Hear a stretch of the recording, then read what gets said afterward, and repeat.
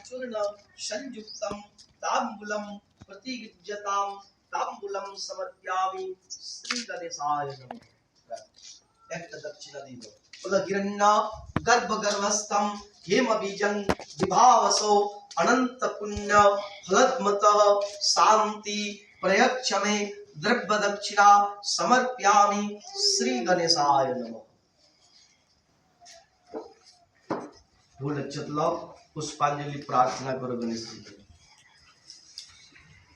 ओम विघ्नेश्वराय वरदाय लंबोदराय सुरप्रियाय शकलाय जगद्धिताय नागाननाय श्रुति जग्ग विभूषिताय गौरी सुताय गणनाथ नमो नमस्ते।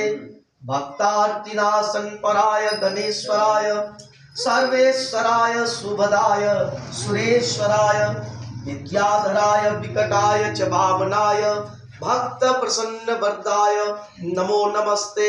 नमस्ते ब्रह्म रूपाय विष्णु रूपाय ते नमः। नमस्ते रुद्र रूपाय करी रूपाय ते नमः।